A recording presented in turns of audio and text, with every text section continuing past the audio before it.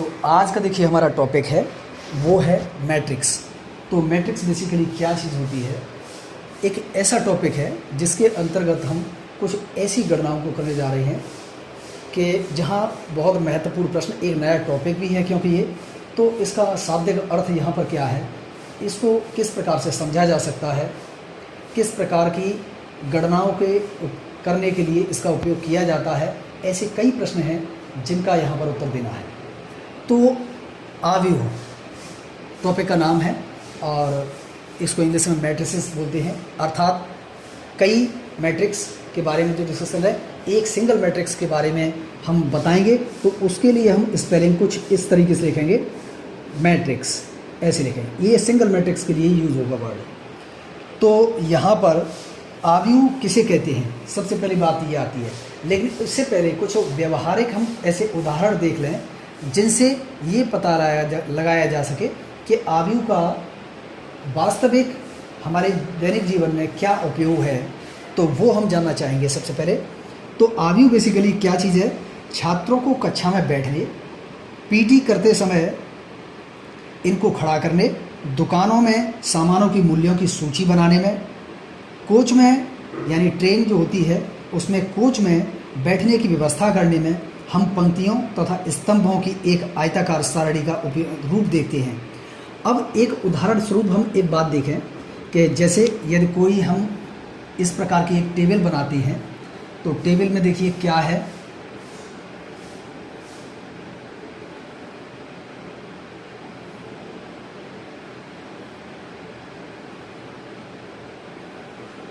इस प्रकार की हमने एक टेबल बनाई है जहाँ पर ये जो लाइन है वो वस्तु को इंडिकेट करती है, ये आपकी वस्तु हो गई,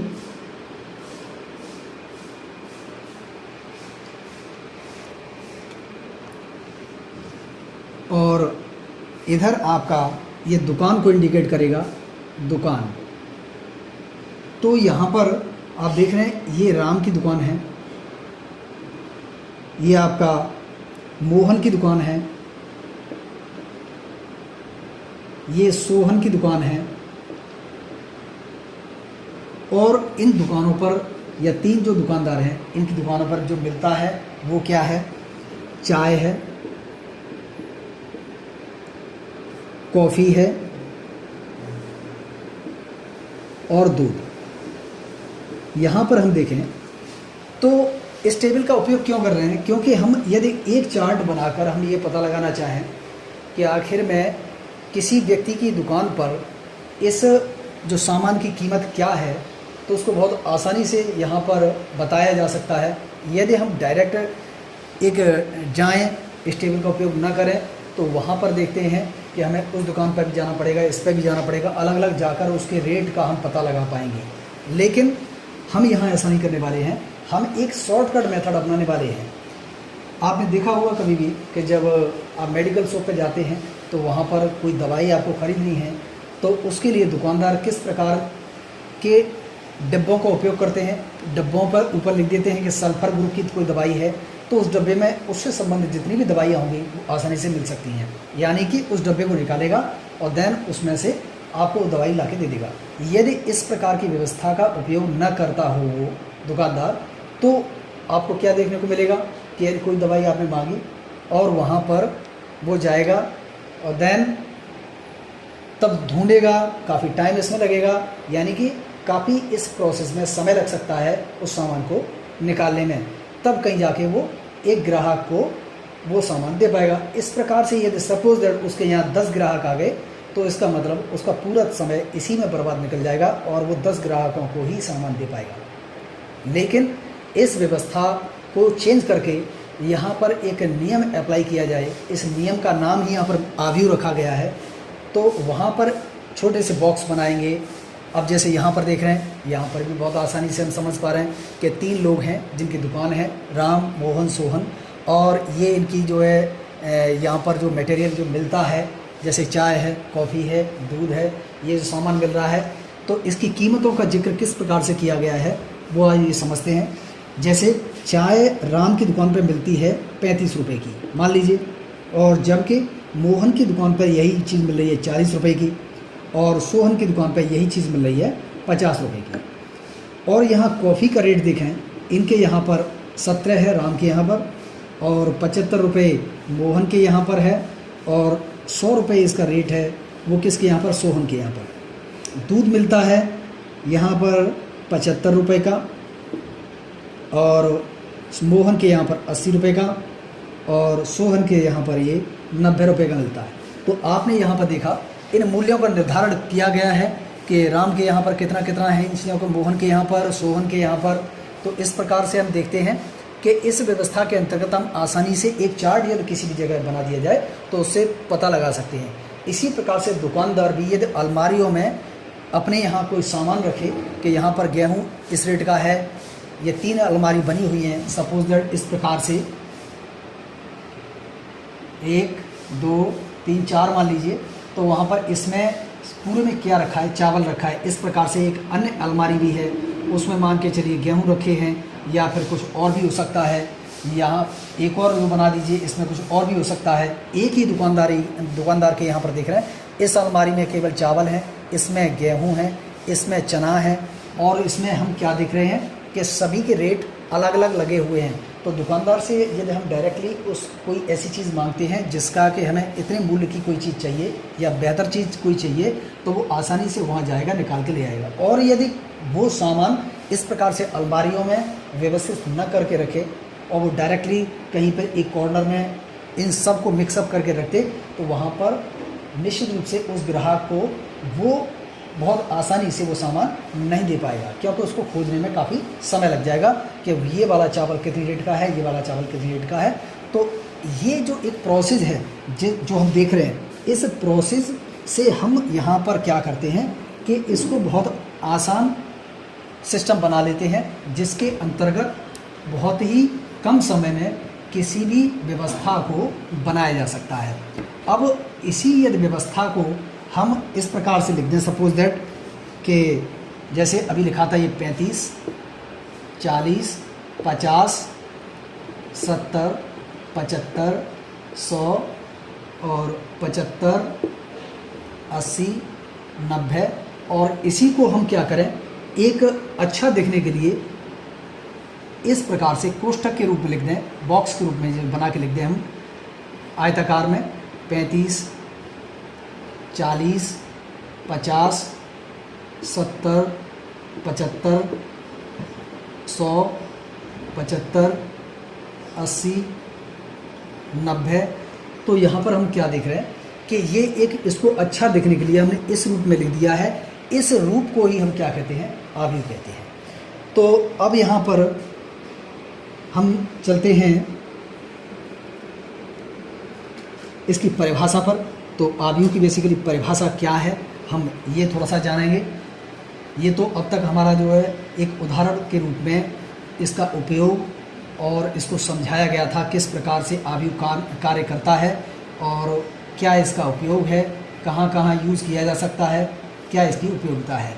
तो अब हम चलते हैं इसकी एक गणितीय परिभाषा पर, जहाँ पर हम इसकी परिभाषा को बताने जा रहे हैं। तो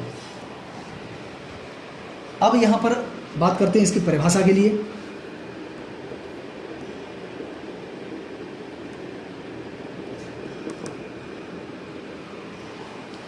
mn संख्याएं हैं आपके पास, उनका कोई एक निकाय है। संख्याएं उनका एक निकाय अर्थात समूह है कोई भी, और यानी mn संख्याओं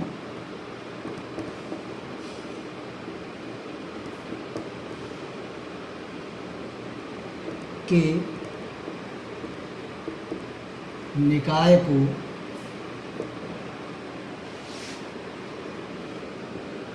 m पंक्तियों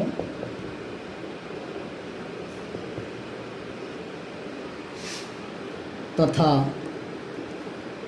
n स्तंभों में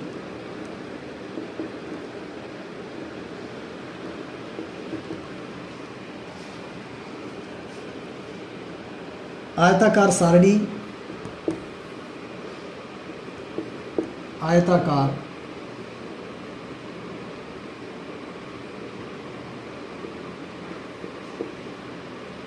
सारणी के रूप में व्यवस्थित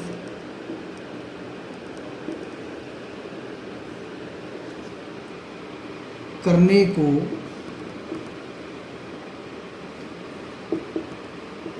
m गुणा n क्रम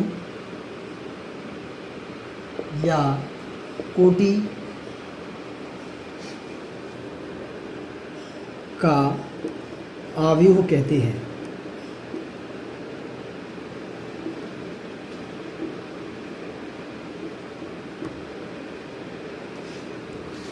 तो जैसा कि हमने बताया mn संख्याएं हैं, उनका एक कोई निकाय है जहाँ पर यदि m को हम पंक्तियाँ किस प्रकार से होती हैं, अभी हम इसके एक उदाहरण के लेकर बताएंगे। m पंक्तियों तथा n स्तंभों में आयताकार सारणी के रूप में व्यवस्थित करने को m गुणा n क्रम या कोटि, इसको हम या तो क्रम बोलेंगे या कोटि बोलेंगे, कोटि का आव्यूह कहते हैं। जैसे एक उदाहरण स्वरूप हम लेना चाहें एक जनरली, तो वो क्या है, कोई आपका एक आव्यूह एक जनरल फॉर्म में किस प्रकार से लिखा जाता है, तो वो देख लीजिए। यहाँ पर जैसे a11 a12 a13 up to dot dot a1n a21 a22 a23 dot dot a2n a31 a32 a33 dot dot a3n up to dot dot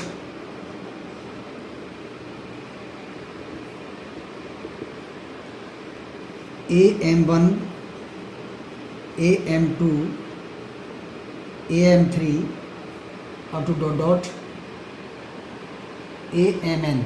तो ये जो आपका कहलाएगा m क्रॉस n क्रम का, m क्रॉस n क्रम या कोटि का एक आव्यूह कहलाएगा। यहाँ पर ये जितने भी एलिमेंट दिखाई दे रहे हैं ये आपके आव्यूह के तत्व कहलाएंगे। यहाँ a11 का मतलब है ये पहली रो और पहले कॉलम का अवयव है। अब इसी तरीके इसकी हम बात करते हैं तो ये दूसरी रो और तीसरे कॉलम का अवयव। अब यहाँ रो और कॉलम किस प्रकार से होते हैं, आपके इस प्रकार से जो लाइन दिखाई दे रही है ये आपका कहलाता है या रो कहलाता है, यानी पंक्ति कहलाता है। इस प्रकार से जो होती है सीधी, इन्हें हम पंक्ति कहते हैं। और जो इस प्रकार नीचे ऐसे सीधे जा रहे हैं इनको हम कहेंगे स्तंभ, कहेंगे इनको स्तंभ बोलेंगे। तो इस यानी कि ये आपका सबसे पहले यहाँ लिखा जाता है, यानी 1 2 3 और up to dot dot m। तो हमने ये लिख दिया 1 2 3 डॉट डॉट m, ये हमने यहाँ लिख दिया। अर्थात इसका क्रम या कोटि ज्ञात करने के लिए हम क्या करते हैं, सबसे पहले पंक्तियों की संख्या लिखते हैं, उसके बाद हम स्तंभों की संख्या यहाँ पर लिख देते हैं। तो ये इसका कहलाता है क्रम या कोटि कहलाता है। तो अब हम बात करते हैं इसके निरूपण के लिए। आव्यूह का निरूपण हम किस प्रकार से करेंगे, तो आव्यूह के निरूपण के लिए आपके 3 प्रकार के कोष्ठकों का उपयोग किया जाता है। वहाँ देखिए किस प्रकार के कोष्ठक आप यूज़ करते हैं। एक जैसा कि अभी मैंने ये बता ही चुका हूँ, जो अभी परिभाषा लिखी है इसमें 2 और कोष्ठक हैं जिनका हम उपयोग करते हैं, लेकिन अधिकतर हम इसी कोष्ठक को यूज़ करते हैं जो अभी हमने बताया था। तो आव्यूह के निरूपण के लिए, आव्यूह को लिखने के लिए अंग्रेजी वर्णमाला के कैपिटल लेटर्स का यूज़ करते हैं। जैसे कैपिटल A बराबर, हम एक 3x3 का आव्यूह लिख रहे हैं जो बता रहे हैं यहाँ पर, जैसे A11 A12 A13 A21 A22 A23 A31 A32 A33। तो एक हमने ये आव्यूह लिखा है, इसी को हम दूसरे रूप में लिख सकते हैं। यानी कि एक तो इस वाले कोष्ठक से लिख रहे हैं इसको, दूसरा कोष्ठक आपका इस प्रकार से लिख सकते हैं ऐसे करके, यानी A11 A12 A13 A21 A22 A23 A31 A32 A33। अब तीसरा आपका जो कोष्ठक है वो कुछ इस प्रकार से है, ऐसे करके A11 A12 A13 A21 A22 A23 A31 A32 A33।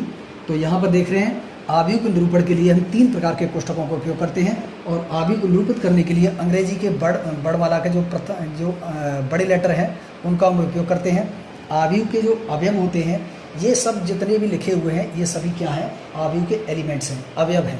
तो यहाँ पर A11 ये दिख रहे हैं, और उनको हम क्या है, अनुलग्नक यानी सफिक्स में जो 1 1 2 2 लिखे हुए हैं इनसे रिप्रेजेंट कर देते हैं। यदि इसी आवीव को हम शॉर्ट में लिखा जाए तो किस प्रकार से लिख सकते हैं, यानी AIJ, जहाँ पर I आपका क्या है 1 2 3, यानी I = 1 2 3 up to dot dot M होता है, और J = क्या होता है 1 2 3 up to dot dot N होता है। तो इस प्रकार से इसको M/N का एक आवीव के रूप में शॉर्ट में लिखा जा सकता है। ये आवीव के निरूपण हो गया। इसके बाद हम बात करेंगे यहाँ पर आवीव के प्रकारों की।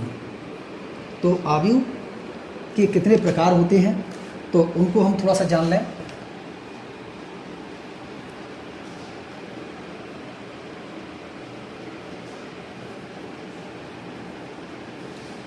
देखिए, तो आवीव के सबसे पहले आप प्रकार बताएंगे कि आवीव के प्रकार क्या है। आवीवों के प्रकार, आवीवों के प्रकार। तो आवीव के प्रकार में सबसे पहले हम बात करते हैं, वो है आपका क्षैतिज आवीव। क्षैतिज आवीव ये किस प्रकार का आवीव होता है, इसकी हम बात करते हैं। क्षैतिज आवीव का अर्थ होता है जिसमें रो की संख्या कम हो, अर्थात पंक्ति की संख्या कम हो और स्तंभों की संख्या अधिक हो। वो किस तरीके से दिखाएंगे इसे, एक उदाहरण के रूप में हम लिख सकते हैं, जैसे 1 2 3 4 -1 0 3 2। आप देख रहे हैं कि यहाँ पर 1 और 2 यानी पंक्तियाँ हमारी 2 हैं और स्तंभ कितने, 1 2 3 4, अर्थात स्तंभ हमारे पास 4 हैं। तो इसकी परिभाषा इस प्रकार से बनेगी, यानी वह आवीव जिसमें पंक्तियों की संख्या स्तंभों की संख्या से कम हो। तो इस प्रकार के आवीव को हम क्या कहेंगे, क्षैतिज आवीव कहते हैं। इसके एक विपरीत होता है जिसको हम कहते हैं ऊर्ध्व आवीव भी कहते हैं। तो नंबर 2 आता है जिसको हम ऊर्ध्व आवीव कहेंगे। ऊर्ध्व आवीव तो वो क्या है कि यहाँ पर जस्ट इसका उल्टा होता है, वह आवीव जिसमें पंक्तियों की संख्या स्तंभों की संख्या से अधिक हो। 1 2 3 4 0 1 3 2। तो आप देख रहे हैं 1 2 3 4, तो आपके यहाँ पर 4 पंक्तियाँ हैं और स्तंभ हमारे पास कितने हो गए, 2। तो इस प्रकार के आवीव को हम क्या कहेंगे, यानी ऊर्ध्व आवीव कहेंगे। तो इसके बाद जो थर्ड जो आता है इसका प्रकार, वो आता है आपका वर्ग आवीव। तो वर्ग आवीव क्या किसे कहेंगे, वर्ग आवीव। वर्ग आवीव क्या होता है, एक ऐसा आवीव जिसमें पंक्तियों की संख्या और स्तंभों की संख्या दोनों समान होती है। तो इस प्रकार के आवीव को हम क्या कहेंगे, वर्ग आवीव कहेंगे। कैसे, जैसे कि आप देखिए यहाँ पर 1 2 3 4, तो 1 2, आप देखिए 2 इसमें क्या है, पंक्तियाँ हैं और 2 ही स्तंभ हैं। ये आपका 2/2 का एक वर्ग आवीव कहलाएगा। इसके बीच में हम जो 3/3 का ही बना सकते हैं इसे, 0 1 2 3 4। आप देखिए अब ये 3/3 का बन गया यहाँ पर, तो इसे हम 3/3 का क्या कहेंगे, वर्ग आवीव बोल देंगे। तो कितने का भी हो सकता है, 4/4 का हो सकता है, 1/1 का भी हो सकता है, उसमें केवल एक अवयव होगा। और ये आपका जो है यहाँ पर 3/3 का बन गया है। तो इसके बाद हम चलते हैं इसके दूसरे प्रकार पर, जिसे हम कहते हैं पंक्ति आवीव या पंक्ति सदिश। पंक्ति आवीव या पंक्ति सदिश।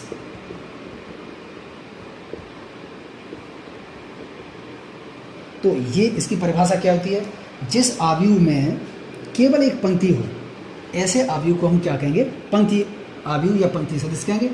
उदाहरण के तौर पर हम देखें, जैसे ये लिख दिया हमने 1 2 3, तो आपका एक तो इसमें क्या है, रो अर्थात पंक्ति है, और कॉलम कितने हैं इसमें, यानी स्तंभ कितने हैं, 1 2 3 इसमें स्तंभ है। तो 1/3 इसका जो क्रम या कोटि हो जाएगा।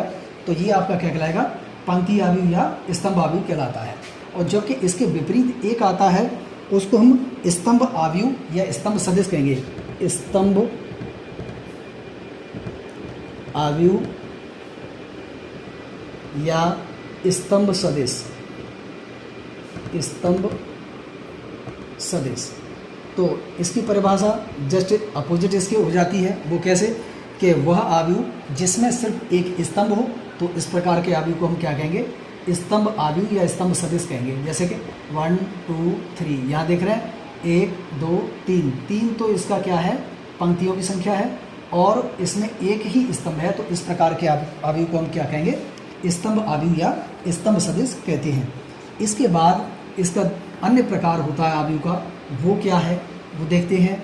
उसका नाम है शून्य सदिश या शून्य आव्यूह। तो शून्य आव्यूह क्या किसे कहेंगे, अब ध्यान दीजिए। शून्य आव्यूह, शून्य या रिक्त आव्यूह,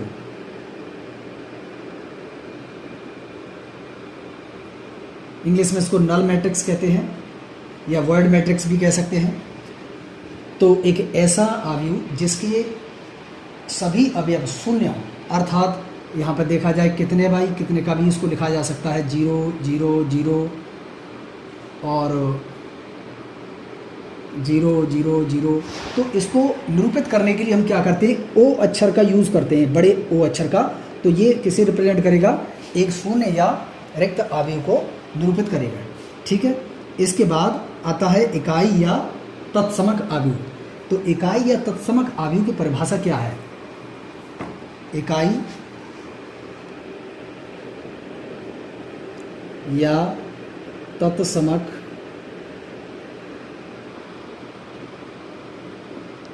आव्यूह तो आखिर में किसे कहते हैं। तो जिस वर्ग आव्यूह, सबसे पहले क्या होना चाहिए, इकाई या तत्समक आव्यूह की परिभाषा बनाने के लिए वो सबसे पहले वर्ग आव्यूह होना चाहिए।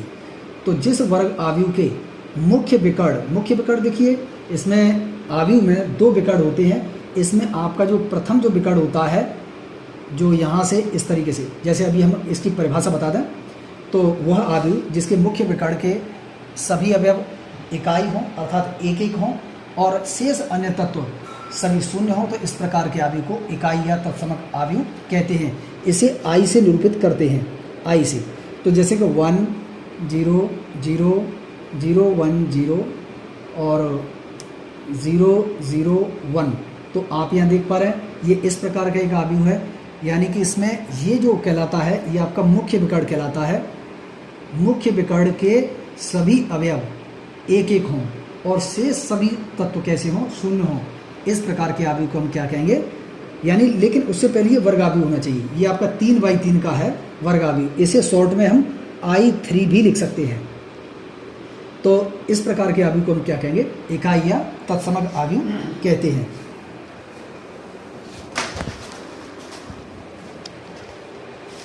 नेक्स्ट इसमें जो अगला प्रकार है वो क्या आता है, लेकिन इसको हम एक दूसरे रूप में भी इसकी परिभाषा लिख सकते हैं। वो क्या है कि I बराबर, हम दूसरे रूप में इसकी परिभाषा किस तरह की लिखेंगे कि AIJ, जहाँ पर AIJ का जो मान होगा वो आपका क्या होगा, एक तो 1 होगा और एक इसका मान क्या होगा, 0 होगा। ये दोनों किस आधार पर होंगे, ये दोनों मान वो देख लेते हैं कि एक कब होगा, जब I का मान J के बराबर हो जाएगा, और ये मान I जब J के बराबर ना हो तब ये हो जाएगा, शून्य हो जाएगा। तो यहाँ पर देखिए A11 A22 A33 यानी दोनों बराबर हैं तो उसका मान 1 हो जाता है। और जो जैसे A12 देखिए I और J बराबर नहीं है तो अर्थात तो उसका मान 0, क्योंकि A11 A22 A33, अब देखिए पहला I होता है दूसरा J होता है, इन सब के मान 1 होते हैं।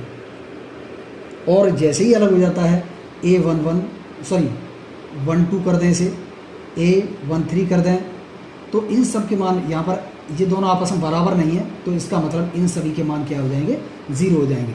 तो इसकी डेफिनेशन है इकाई आव्यूह या तत्समक आव्यूह की। इसके बाद जो परिभाषा आती है उसे कहते हैं मुख्य विकर्ण। जैसा कि अभी इकाई आव्यूह में हमने इस एक शब्द का उपयोग किया, मुख्य विकर्ण।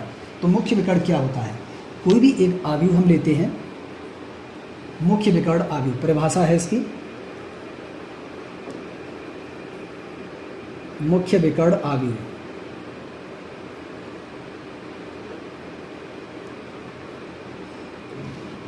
A B C D E F G H I।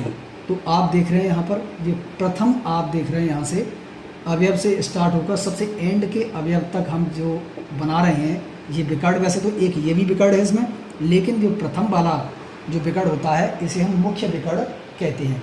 और मुख्य विकर्ण के जितने तत्व जैसे कि A E I इन सबको मुख्य विकर्ण के तत्व कहते हैं। ठीक है, तो ये आपका मुख्य विकर्ण की परिभाषा बन जाती है।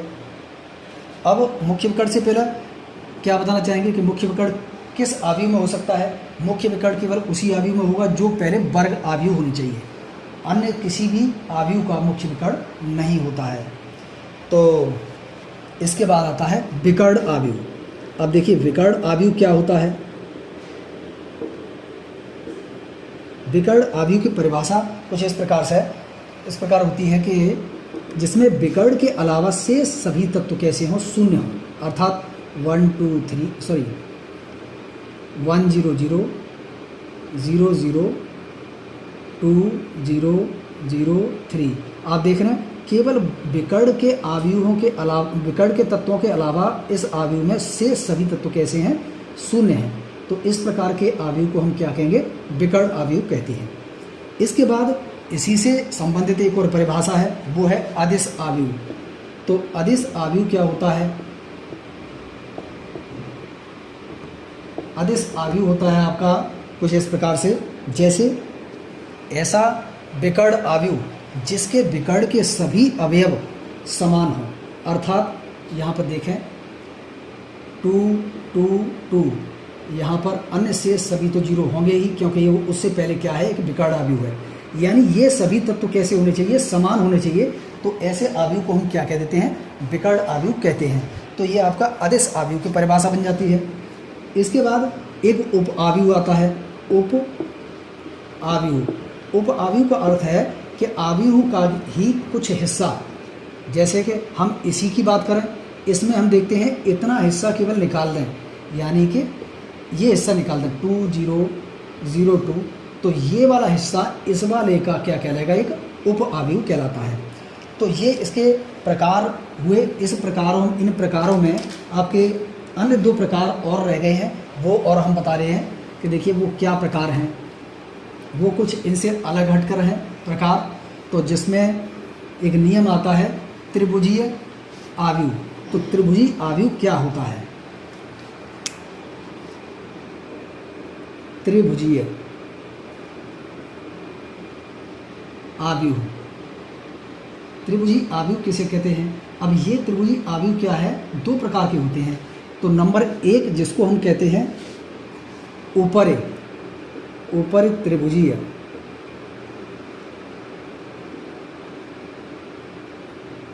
आव्यूह। अब ये क्या होता है ऊपर त्रिभुजीय आव्यूह, इसका हम एक उदाहरण देकर आपको समझाते हैं कि जैसे कि ऐसा आव्यूह जिसके मुख्य विकर्ण के नीचे के शेष सभी तत्व शून्य हों, ऐसे आव्यूह को हम ऊपरी त्रिभुजीय आव्यूह कहते हैं। जैसे 1 2 3 4 0 0 0 -1 0 0 2 4 0 3 और 2 -1।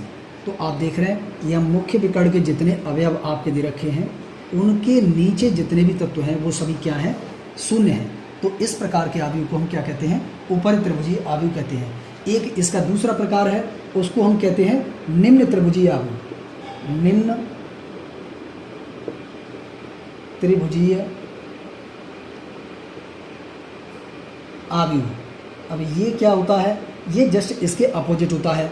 जैसे कि एक ऐसा आव्यूह जिसके मुख्य विकर्ण के ऊपर के सभी तत्व शून्य हों, जैसे कि 1 2 3 4। अब इसके आगे का जो तत्व होगा वो आपका 0 0 0 2 3